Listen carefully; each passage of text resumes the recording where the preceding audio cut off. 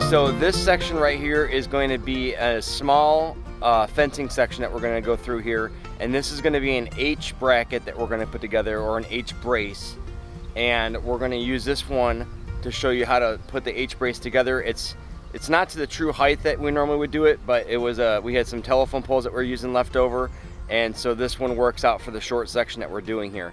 The bigger and the longer section that you have, the more fortified it has to be, because it's going to have more tension on it. This one's going to be a short run, so it's going to have a run from here, and then it's going to go through this tree line back over to there. So it's probably only, let's call it 250 feet long at the most. But this system here specifically is just going to be an H brace at this end right here, and then down here we're going to show you another way of doing it with just using a kicker post. And we've used both systems here at the farm. If you're using wood posts, this is the way to go in setting it up. It's kind of the tried and true ways of doing it. That's not saying it's the only way of doing it, but it is a way of doing it. The other thing is, if you're setting up a fence system from scratch and money is not an option, I would highly recommend jumping over to Greg Judy's website over at Green Pastures Farm. He has a lot of rotational grazing that he does, and he uses the fiberglass posts, which do not create grounding out issues, and they reduce a lot of the hardware because the fencing can be put directly up against them, so you're not dealing with buying all of the hardware to do that. So if money's not an option and you have your materials and all that stuff ahead of time that you know what you're going to be using, I would say that the fiberglass system is probably going to be way better, because you're going to be not dealing with grounding out issues, and the maintenance and upkeep is probably going to be substantially less. So we're going to go through the fencing setup process here, and we're going to show you just some ways that we do it here. Once again, I am not a fencing pro, but we are bootstrap homesteaders here, and we are getting the farm set up with some cross fencing, some break fencing, and some perimeter fencing, so that we can rotationally graze our animals a little bit easier. So we're not having so much permanent fence set up, but we have certain permanent aspects of it to tie into to make the rotational aspect easier. All right, so for this H setup here, we're gonna take it I'm just taking a smaller bit and driving a support leg through here.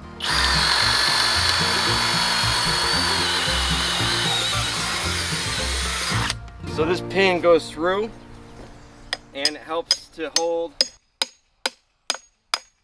the cross member in place here. So I just used 2 pins, one to drive the other one, and we'll just get this one set up here with a starter hole in it.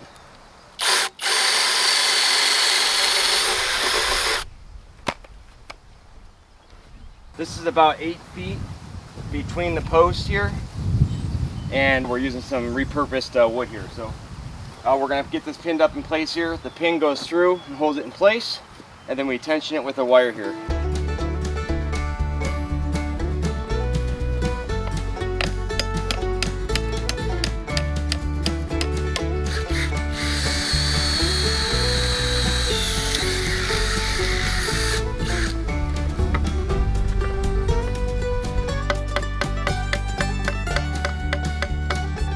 Alright, so this section here, we got the center port, the 8-foot center bracket up here between the H, and then because we're going to be pulling the fence tension this way, we want this to be able to pull back this way up high. So we're going to go from high to low. So if you remember that you start low on the side that you're going, the pull post that you're going from, because you want to be able to pull the pressure of it back this way as this pulls this way.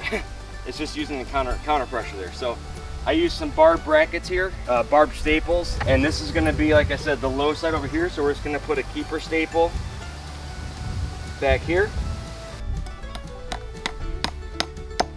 And I'm just putting the keeper staples kind of up and down like this here, so that we can run that wire through there when it goes in there. And then this here gets run through in a figure 8 fashion.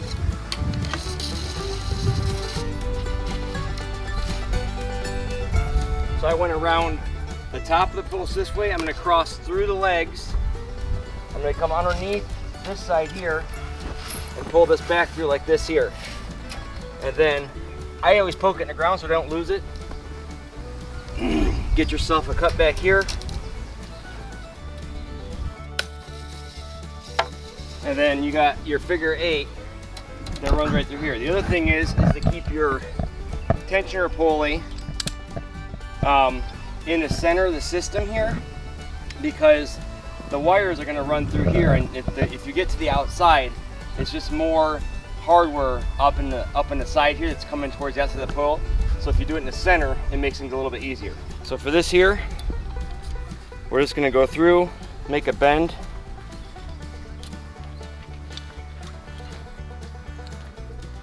And then if you come about a hand length away and make another bend here, make a little handle for yourself, you cross it over here. We're gonna bend it all the way over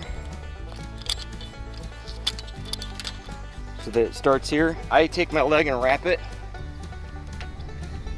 So you take and pull it over here, and then you got a little handle here, and you just start wrapping, and you do kind of a lazy wrap right here, and then you start doing your wrap. So 1, and you're going to do pretty close together. 2, 3,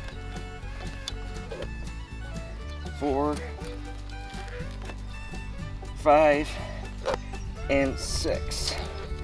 Now this is where the fencing pros get a little bit better at this, is you can just take and spin your line here and snap it, or you can use your cutters to snap it here. So if you keep going that last time around here, and then you take and you rotate your handle, it'll just keep spinning and snap it off clean there. So now your line's off. So now the connector's attached, and then we're going to take this and just center it up, get this pulled through.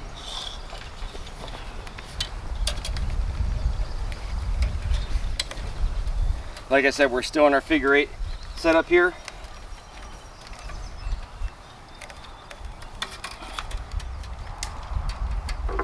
And then I just cut this off on the inside here to keep it out of the way. There. And then you've got your tool.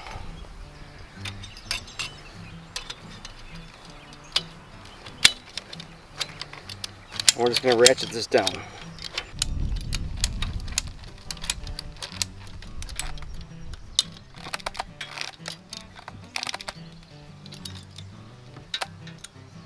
Alright, so this is tensioned up tight now.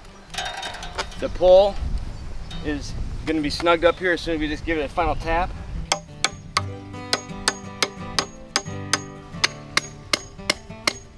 And like I said, this will all get tensioned together here when we start pulling these lines together. Okay, for this end here, because it's like I said, it's only a short run, we're going to just do a kicker post on here. So once again, a lot of different opinions on this. Some people say to go 2/3, some people say to go 1/4, and just different distances. The point of it is that you want it to be not all the way at the top, but not at such an angle where it's not doing anything. So you want it up in this area here. Our fence is only 40 inches tall, so we do a 5-wire fence at 40 inches tall, and that's because it allows for deer. Deer can jump a lot higher, I know, but it allows for them when they're running across here that their back legs don't catch it and knock it down as easy, so it's less maintenance. And we don't have animals that are going to jump this necessarily. They respect the fence. So we don't go 52 inches or whatever it is on our spacing. We just do 8-inch spacing from the ground up, and we terminate at 40 inches tall. So we go 8 inches start, and then we just keep going 8 inches to 40 inches. So you can see that I only need to get up to about right here is the highest I need to be. So I'll just come right below that. We're going to cut a little quick angle on this just to make it meet up with the post a little bit better. And then our last line will sit right around here to get tension across here. Down here, if you have a flat rock, a brick, a little pad of concrete, whatever, it just makes it work a little bit better if you have something to put the post on. Once again, some people get they dig a trench and they bury this down in here with treated lumber, or you can rest on top and tension it, and the idea is that it's going to put tension down into here. So we'll set this one up quick and show you how to put this system in place.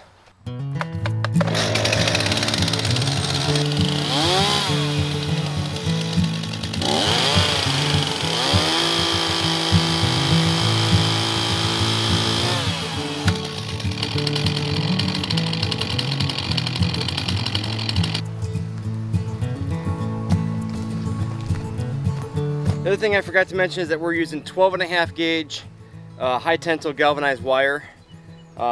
It's the stiffer wire, it's not the soft pliable wire, and that is what allows you to tension this underneath a lot of tension load, and it can go long distances. This is a 4,000 foot spool of wire that we have done in the Ginny down there that unrolls for us. So that's what we're using, 12.5 gauge galvanized wire. So we've got this angle cut here.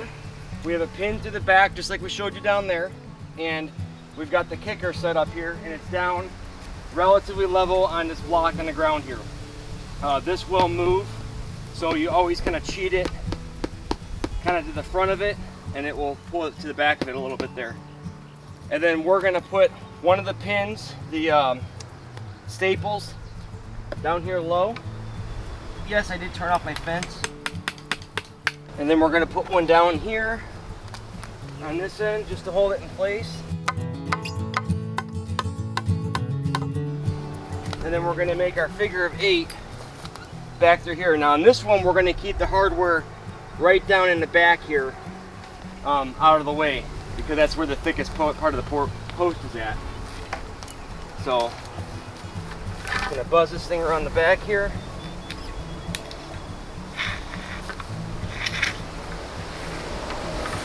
Poke it in the ground like I did before. Come up here. Slide this through this staple, and then we'll have this all kind of coming to a junction back up in here.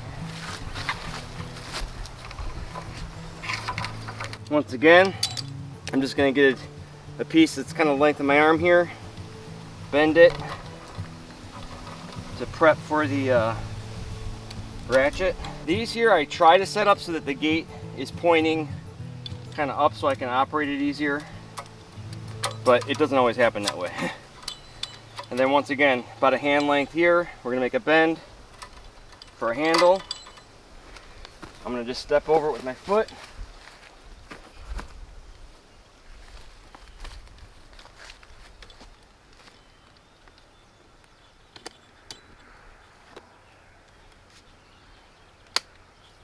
Two, 3, 4, 5, 6, and around, and then twist it off. See if it works. It should snap, and if it doesn't, because I'm not a pro, I can always go to these.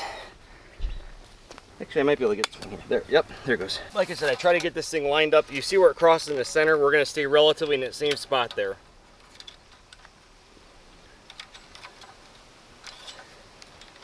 Just kind of pull it through. There we go. So we're still figure 8 crossed like we wanted to be. Pull our tension through here. Get it back around.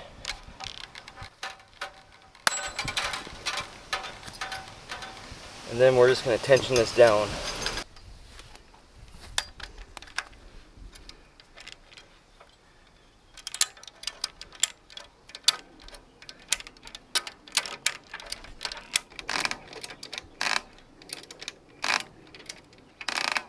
Alright. So we'll get that final tension done here when we want to get this where we want it for the being level here. And once again, when you put tension under the system, with these coming together, everything kind of starts to level out, and then you can tension these up to kind of give them a move back and forth here. So this is the kicker brace, the other one was the H brace, and now we can start running our 5-wire actual fencing system, and we'll go over that.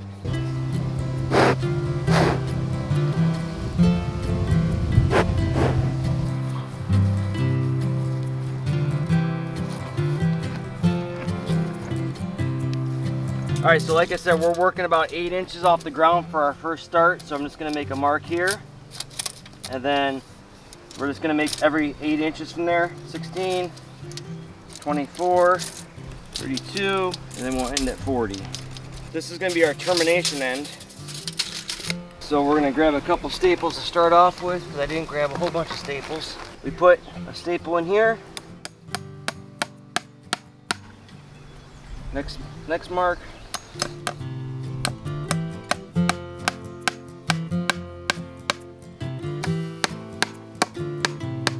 So for this part, I usually grab, this is a termination end. So if you grab, I just grab a piece of wire, stretch my arms out, and cut it off. And then we use the high tensile, high strand insulators here. And you just simply first start off though with getting your wrap around here through the 8-inch mark. And you're gonna start off with terminating onto the post itself and then onto the insulator. So if you get a spot, like I said, about the length of your hand, a little bit more, you do a bend over here. You want to bend this in such a way that you see how I'm not bending it straight up and down, I'm actually bending it back on itself right here. And then we're going to go up and through the middle of it right here. And then you just kick this one back to hold it in place. So now we've got that one, and then so you have a bend around here. You're gonna do a little bit of a lazy connection right here. We came over the top, so we wanna go under the bottom here. So you go around the top, you do your lazy loop, and then if you're coming over the top, you wanna go start off lazy around the bottom here. So this is the part that's gonna go to my insulator, and this is the part that's around the fence here.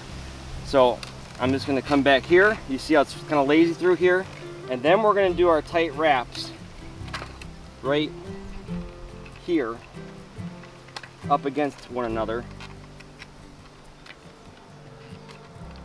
And that's 5 to 6 wraps. And then once again, if you just grab your handle and twist backwards and keep rolling it, it'll snap. There you go. And then it's a clean connection there. So then we just pivot this around to make sure it's centered off the post. It's relatively snug up against the post. And then we're going to do our insulator connection. So this is a termination end here. We're not doing the actual ratchet on here. So this one I'm going to go about a hand distance apart here so that they're all kind of relatively in the same spot. We'll have to make a little modification on here because we don't want that to be resting up against there. So right through the insulator, hand out, hand off, bend it. And then this one, we're just going to go back around itself here.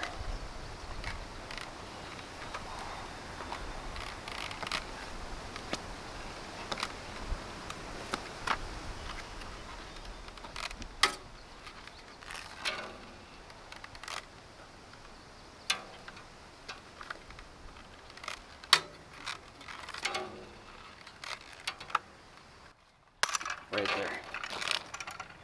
So that's your insulator.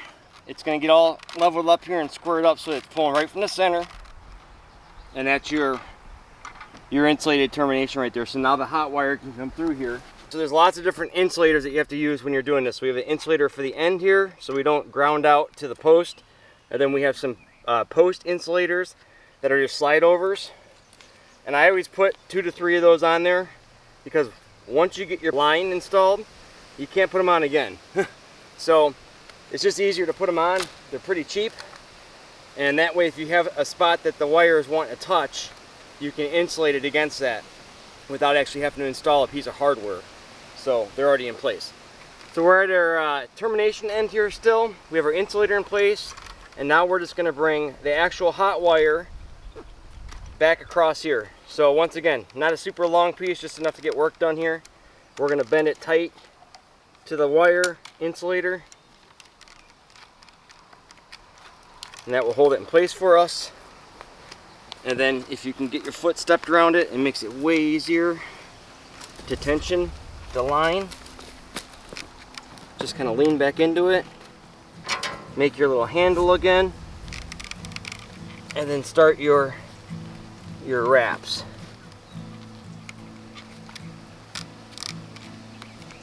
That one's a little bit looser than wanted to be there, but it will work.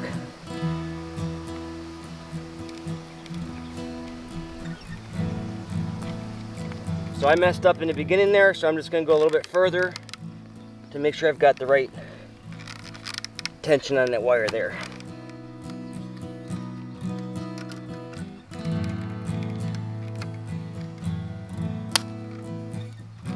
I always keep my metal pieces right by the base so I don't forget where they're at, if I don't have a way to collect them right away. So that is line number 1, 8 inches off the ground. We got it running along the post here, and then we'll run it down to the other end here. All right, so once again, we're at the end. It's gonna have the ratchet on it with the H bracket here, or the H post. I'm gonna do a piece about the length of my arms. We're gonna go 8-inch marks.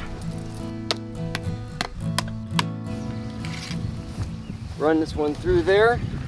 So we're going around, up and through. Just gonna pull this back here to hold it in place. Bend this backwards. I'm just gonna step over here so that I can get some pressure on it. And then we're gonna wrap this lazy loop here, handle, and we're gonna wrap it 1, 2, 3, 4, 6. Come over the top, rotate it away from me if I can get it to go, and snaps off. So that's your termination end there, and then we're going to put an insulator around it quick. Once again, about a hand length off of here, we're going to put a bend into it. I'm going to get rid of some of this because it's a little long, no big deal. We're going to run it back to itself, make our handle, and then come over here and go 1, 4. All right, so that's the end right there, and then we'll pull our ratchet into there. So we've got our ratchet end here for our first line. It's going to be out here. We've got our termination insulator here in place, and we're going to put this through here. We're going to get this in place to get the ratchet installed on it. So just pull it across, make your handle, and then do your wraps.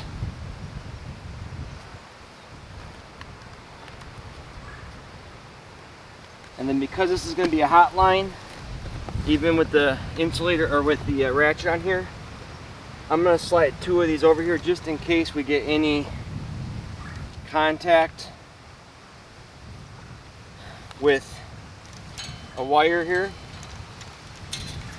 because it's going to sit centered up off the post, and it can sometimes get close to this wire. So I just like to have them in place in case we run into a problem. I'm going to actually bring this one here then kind of mid-level here so that it's out of this way here and it's hanging down lower. So we're just going to get this on here,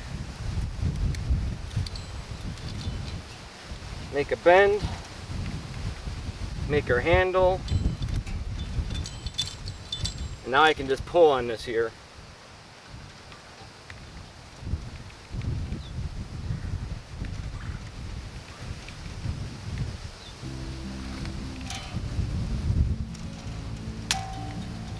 Alright, and that's in place. And we're going to bring this, which is our line that we set up down there. We're going to put a couple more insulators on here just in case we need them, like I said.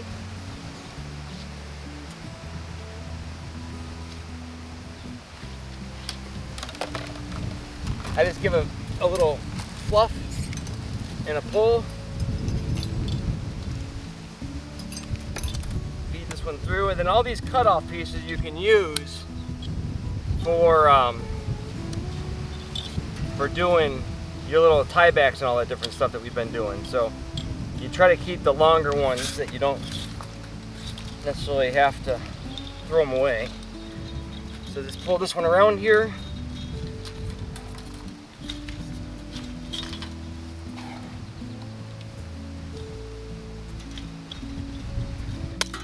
Slide it over and tension it down.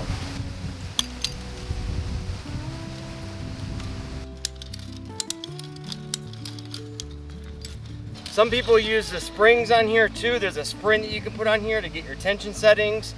Some people do it where they just put 1 or 2 springs on there. For this short section, I'm not putting any springs on here. What those springs do is they compress and they have lines etched into them to let you know how tensioned your line is. But in this case, we're just going to eyeball it, keep it under tension, and not have the springs connected to them because it's just not necessary in this application. So that will be this system done 5 times over again.